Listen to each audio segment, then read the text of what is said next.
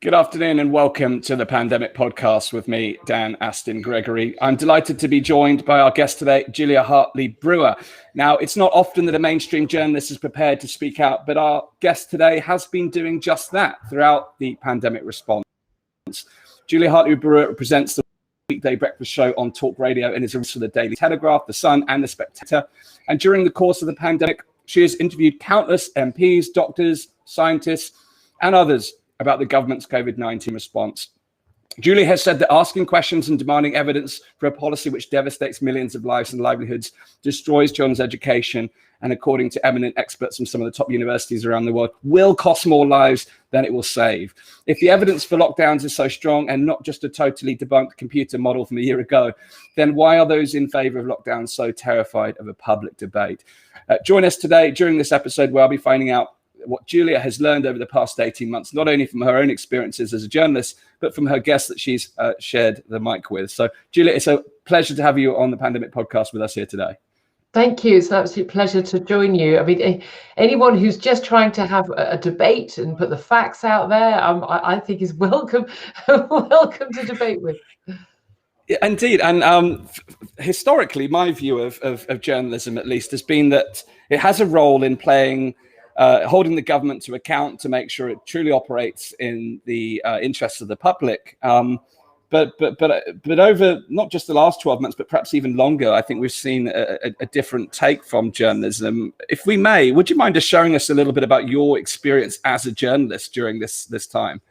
Well, yeah, I'm with you. And I went into journalism, goodness me, a quarter of a century or more ago. And for me, it was always about telling the truth. It was about getting the facts out there, telling the story, looking behind the scenes. And although, you know, I'm a cynical old hack of many years standing, I was a political journalist for many years. I was political editor of a national newspaper. And I knew and know still an awful lot of the people making the decisions in government at the current time. They're people that I can WhatsApp and text with and have private conversations with, and I had a lot of trust at the beginning.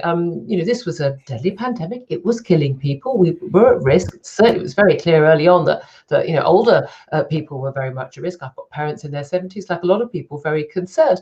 And so actually I was very, I think, very trusting early on. I was on my show. I remember sort of saying, look, hold on a minute, you want people to self-isolate. Look, you know, you need to make sure people can self-isolate. It's civil servants and politicians and scientists giving advice and making these rules. But hey, you all get paid if you're at home, and millions of people don't. I don't normally get paid if I'm at home where I am at the moment. So I started asking questions quite early on, just on some practical things. And then pretty much the entire media in Britain was pushing, again, people who I consider, you know, friends and longtime colleagues, were pushing for, why haven't we locked down yet? Why haven't we locked down yet? Now, again, being cynical at hack, perhaps it wasn't cynical enough about the scientists and the medics. It was saying, no, we don't need to lock down yet. There was a reason behind the date for lockdown that was eventually picked on. And I was myself ill with COVID a week before we went into official lockdown here in the UK. Myself and my family, 7 members of us actually got sick with COVID. So it was very real to me, and I was very supportive of the lockdown early on. But within weeks, and certainly within a month or so, it became very clear to me that this was something we were not going to be able to get out of.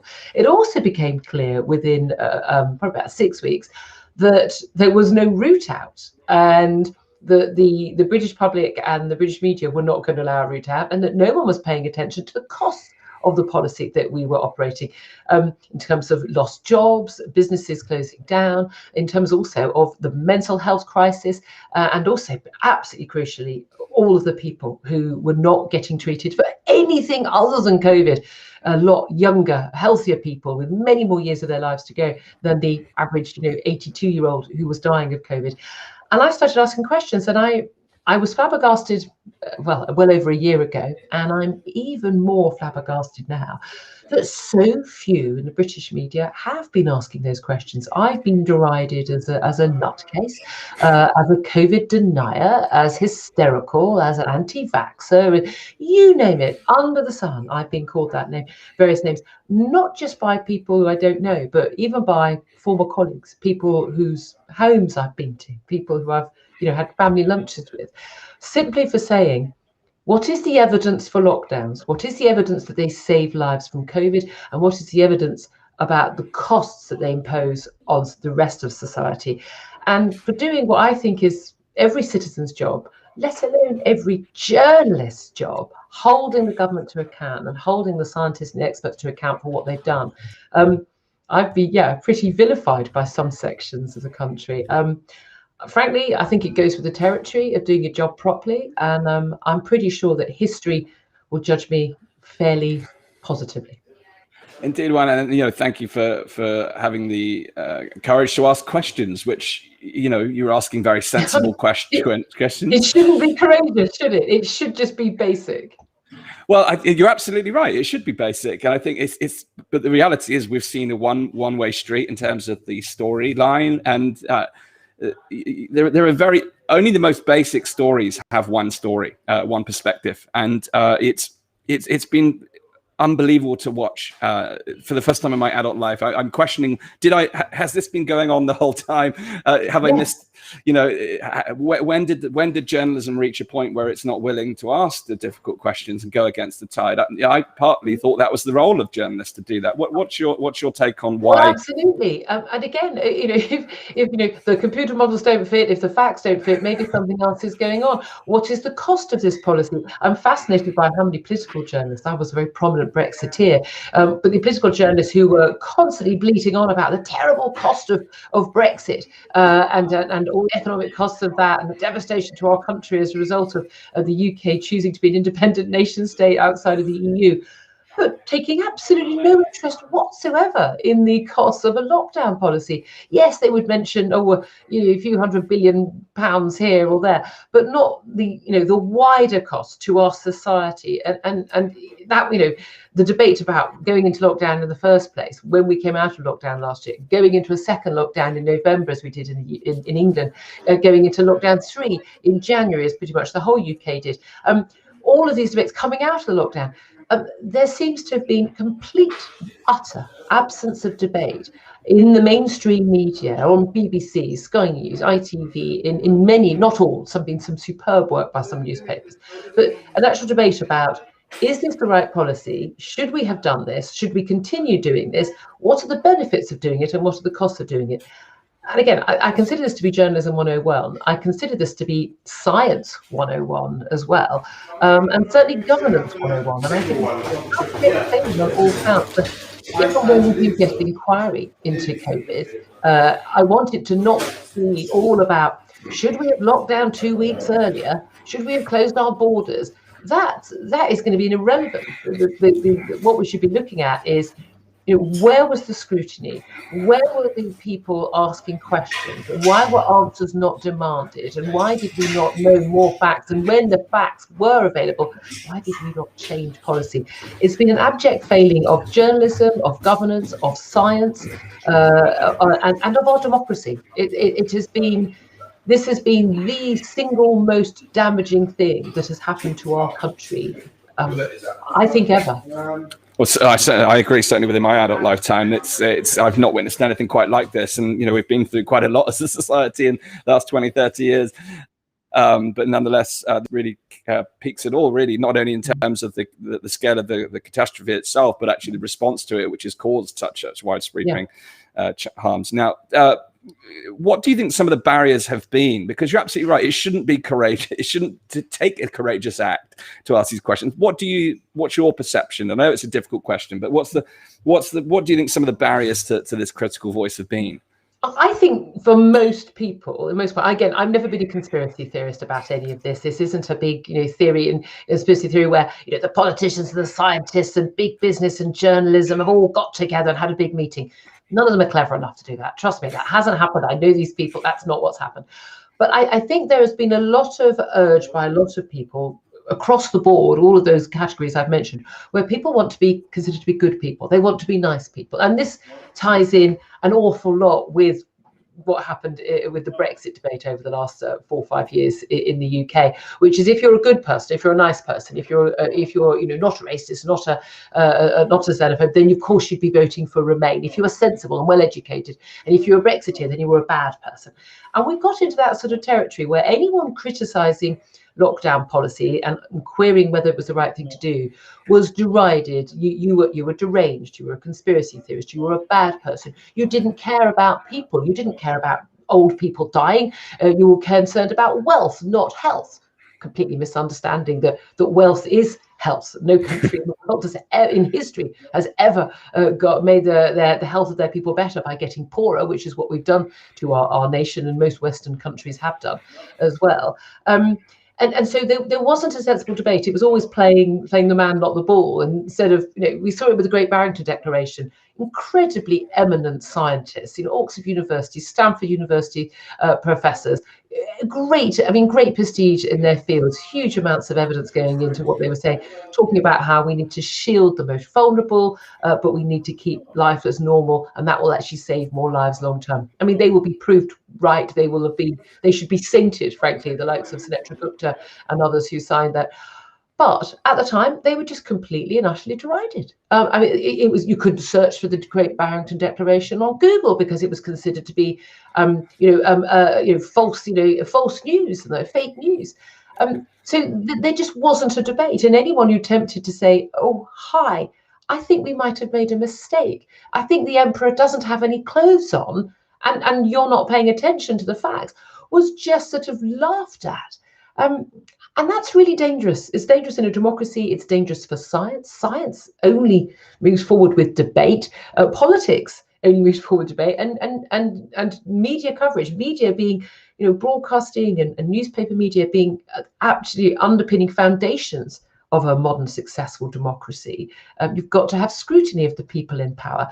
And the only scrutiny was, why didn't you lock down sooner? That was the only scrutiny that there was for the best part of a year.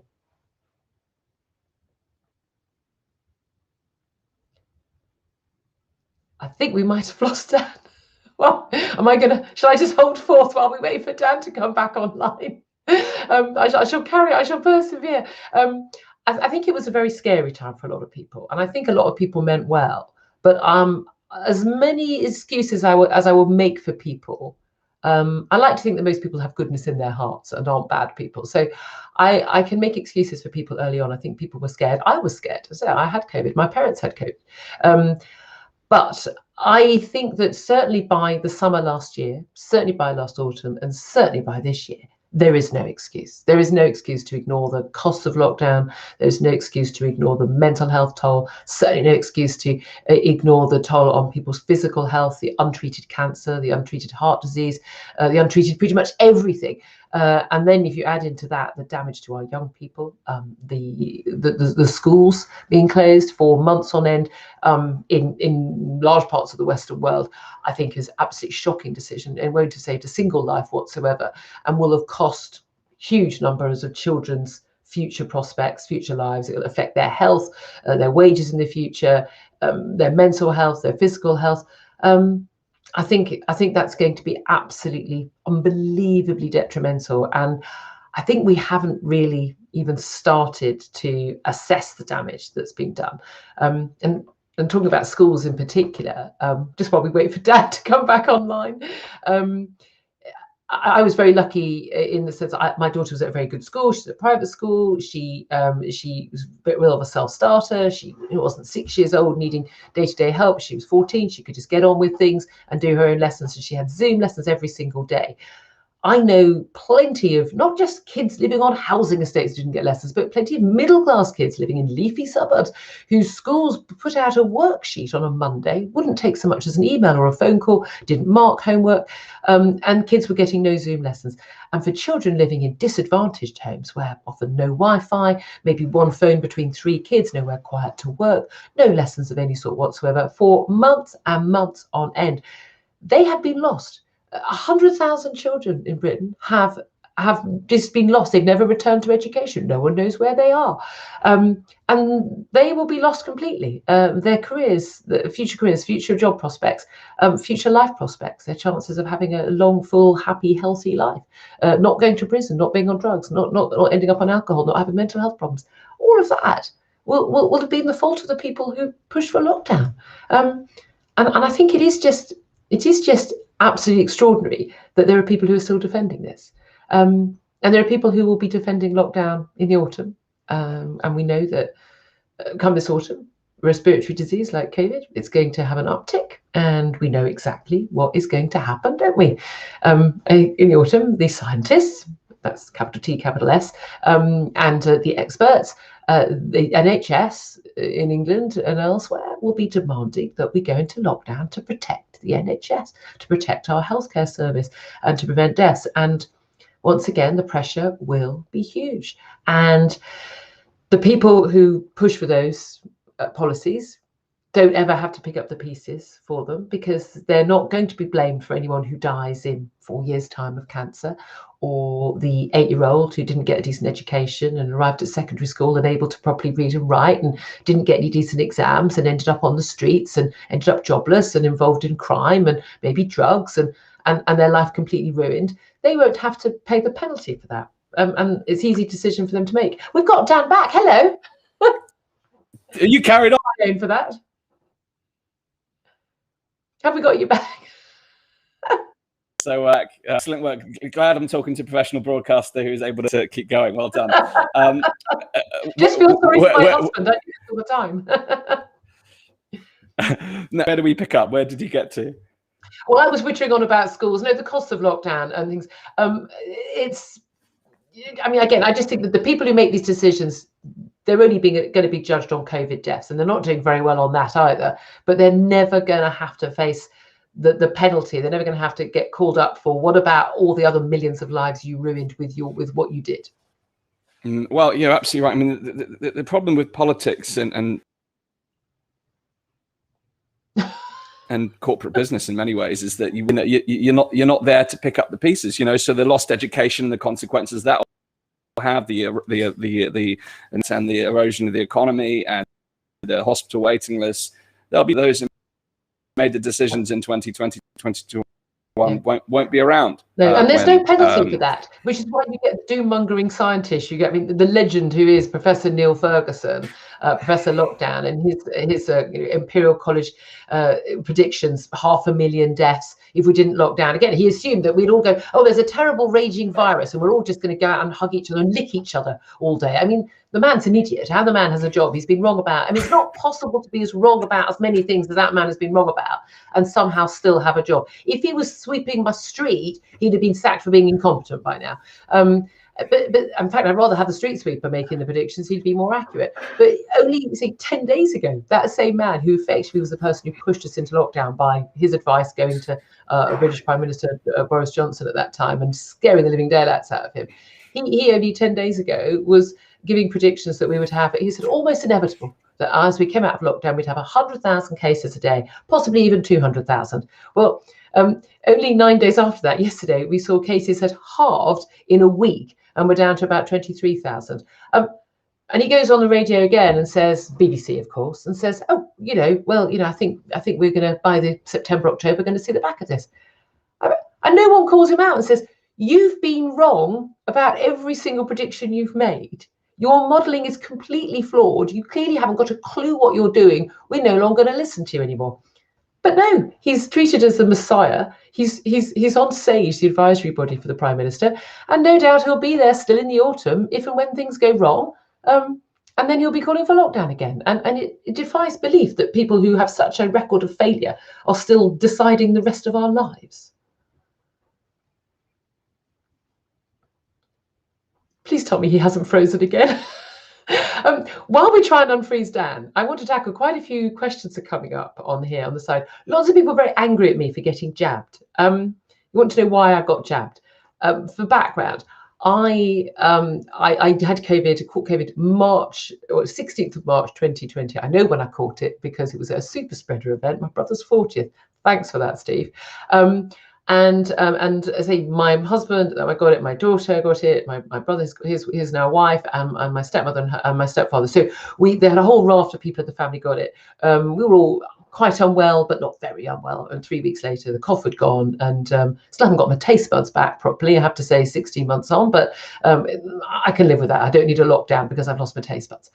But when the jab became available, I decided to get jabbed, double jabbed, as all of my family has done, because one, whether or not we didn't know for sure whether or not immunity would last that long. It was likely that it would do. And so I thought, on balance, at the age of 53, as I am now, that it was probably worth doing. There was concerns about variants, whether or not that actually new variants might mean that I didn't have the immunity I thought I had. I was also concerned about older relatives who were obviously very keen to have the jab, and I think quite rightly in their 70s. And also I wanted to travel. Now, I am massively opposed to vaccine passports to be used domestically. I think using them internationally, I do not have the same concerns about.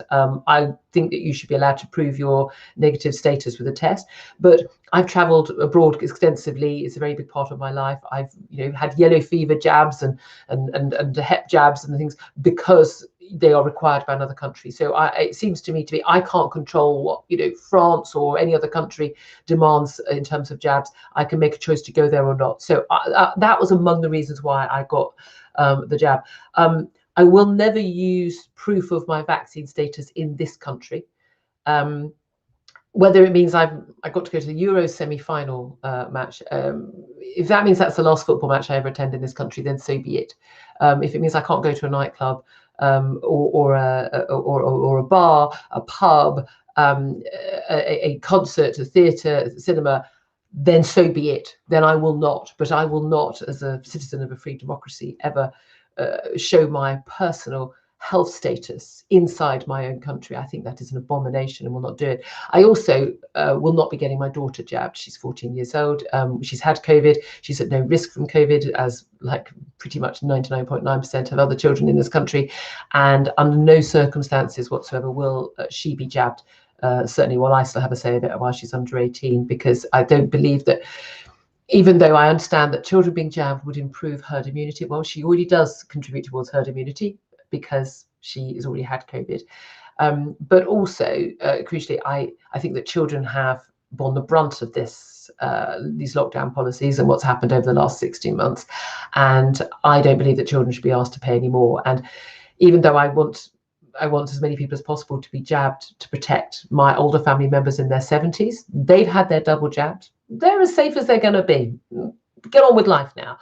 And I don't think it is ever the duty of children to take any medical risk whatsoever. And all vaccines have medical risk. And we know that AstraZeneca and Pfizer and Moderna do have a risk of blood clots and other issues.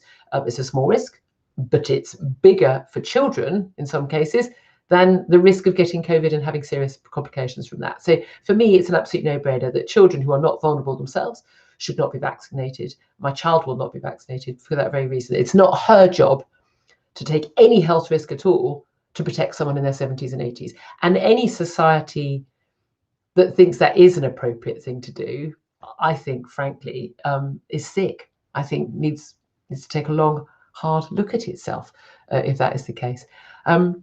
Now, I'm going to try and persevere. I hope Dan comes back on, but I'm not sure we're doing very well here. So what I'm going to do is try and answer some of the questions that are coming up.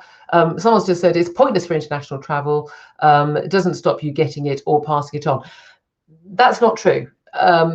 Being either having had COVID or having the jabs does actually mean that I believe the latest figures we've looked at are you have a 50% lower chance of getting COVID, and you've got a 50% lower chance of passing it on, partly because if you do get COVID, you're going to have much lesser symptoms.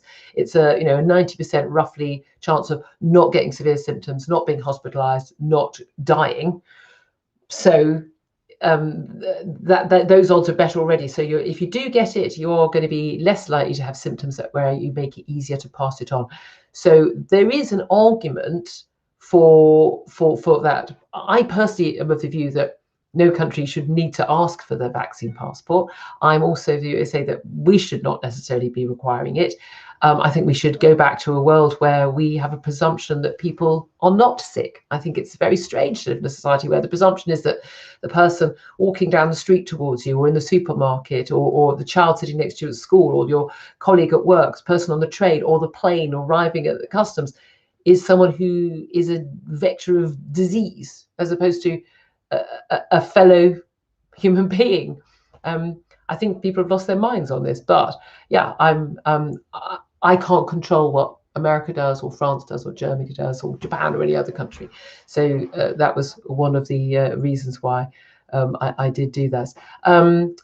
Louise has asked, but not well pointed out, 90% plus of people in hospital now are the double jabbed. This is such a fallacy, guys. Most of the people in this country who go to hospital are double jabbed. So people go into hospital for huge numbers of reasons. And many of them, once they're in hospital, will catch COVID. And many of them, once they're in hospital, because everybody is tested, will be found to be COVID positive. If you are in your 70s, 80s or 90s, you're very much more likely to end up in hospital and to sadly die. And you're also very, very much more likely, as we've seen, sort of 95% sort of take-up rate in many communities, to have been double jabbed. If you actually look at the stats as percentage of the population, people who are not double jabbed have a much higher percentage of dying of COVID. Now, those stats are all dodgy. A lot of those, I mean, we don't know, we've not got a proper breakdown of the number of people who are dying of COVID. They are perfectly healthy, they get COVID and then they die.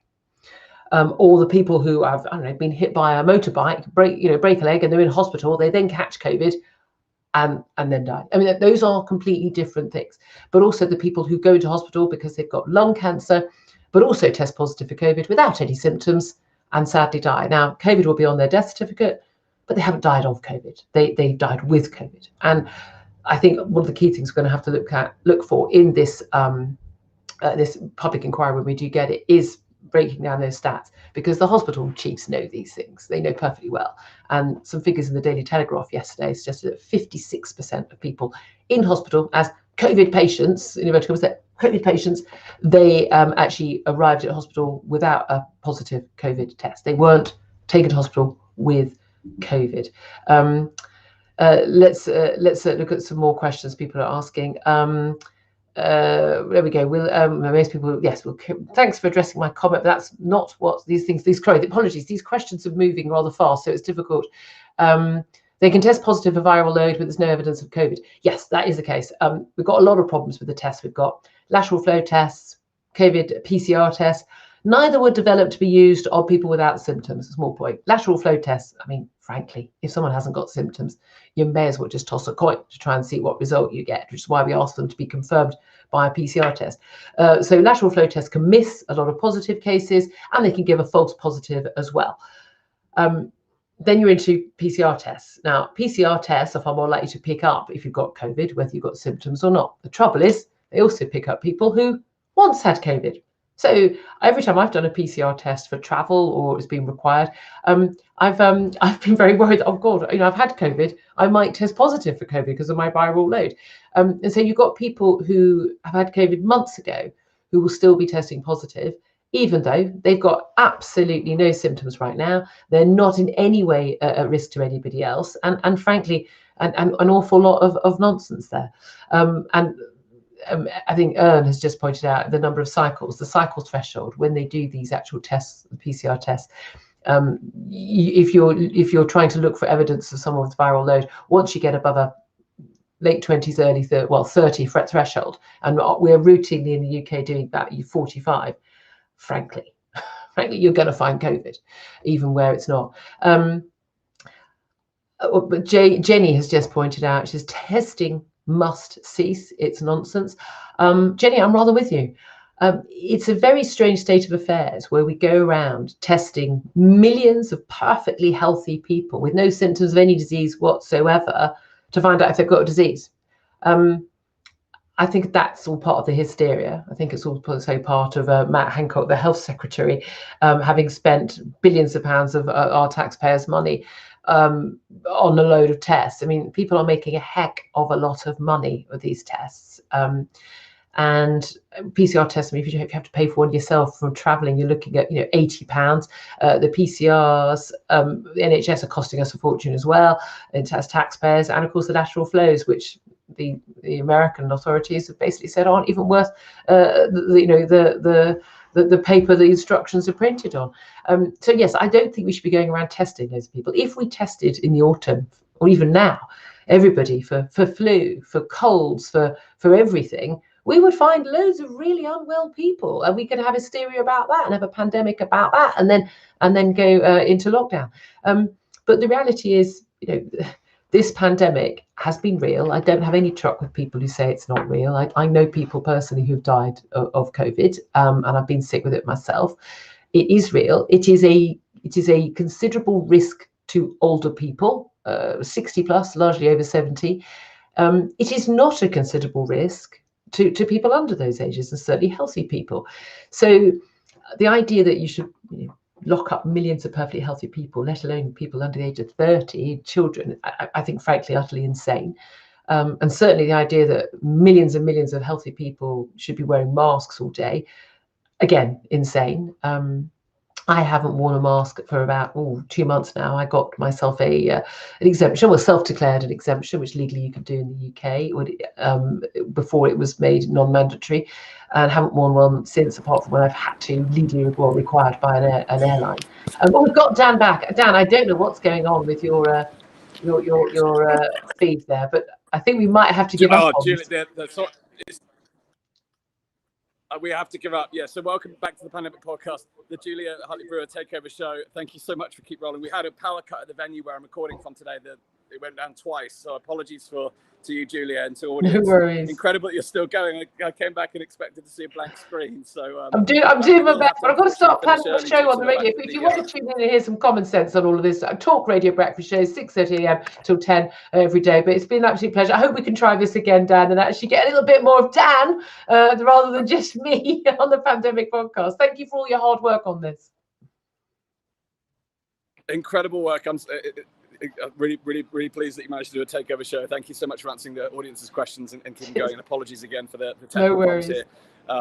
Just had to come outside to try and but thank you so much. Please do tune in to Talk Radio, the voice of reason, Julia Hartley-Brewer. Thank you so much for appearing on the Pandemic Podcast, and thanks to our listeners. See you next time.